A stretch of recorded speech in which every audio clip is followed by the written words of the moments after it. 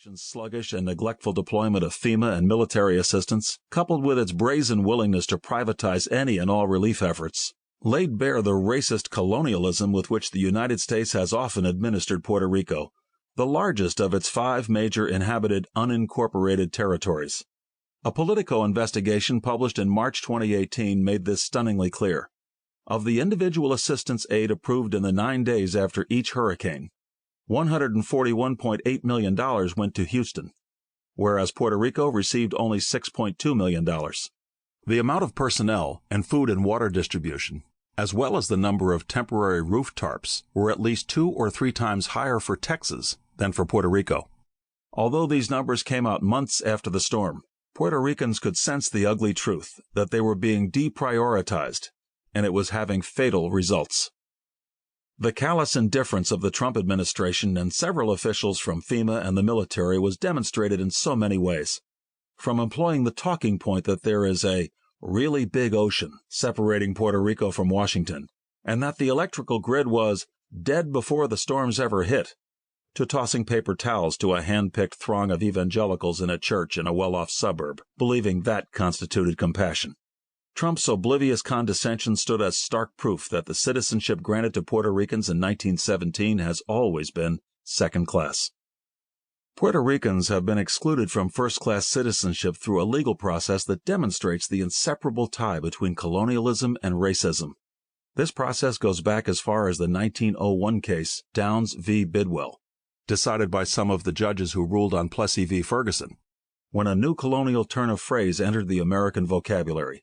According to Downs, Puerto Rico should not be considered fit for becoming a state in the Union, but would be instead an unincorporated territory, belonging to but not part of the United States.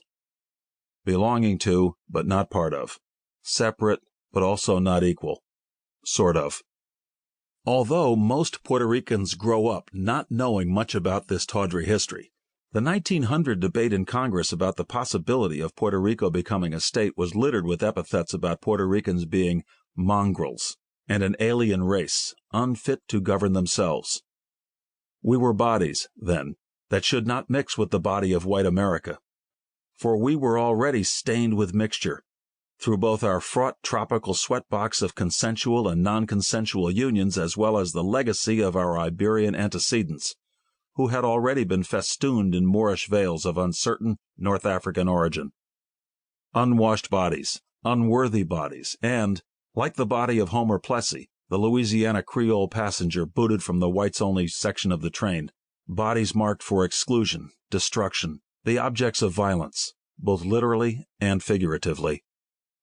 Maria came just weeks after Charlottesville, and the many other spectacles of implied and literal racial conflict that had marked the first year of the Trump reign, with the mainstream media apoplectically ping-ponging between the Colin Kaepernick-inspired national anthem kneeling protests and the tragedy of tens of thousands of Puerto Ricans. They were traumatized, root-shocked, and desesperados by a landscape of twigs where ceiba trees grew, zinc roofs shattered into shards, and a simmering, rising tide of noxious, contaminated water flowing through what were once quaint Caribbean towns. African-American athletes' kneeling protests were a silent rejection of internal colonialism, while the shock doctrine military P3 complex that was about to overtake Puerto Rico was the endgame of a century or so of external colonialism. Even well-meaning, proud Puerto Ricans who had served in the U.S. military complained about Trump's slow-motion doddering on Maria, insisting that their sacrifice deserved respect. But they seemed to forget that when African-American and Mexican soldiers returned home to Jim Crow segregation and dehumanization after fighting the good war of Tom Brokaw's Greatest Generation, their angry disappointment significantly motivated the civil rights movement. The language of belonging to, but not a part of, and separate but equal, has never been formally written out of America's narrative. So here we were, vulnerable in our beautiful brown bodies, at the intersection of mainland and island, of diaspora and isleñidad, and of what is perhaps the ruling dialectic of the late capitalist world system, debt and crisis.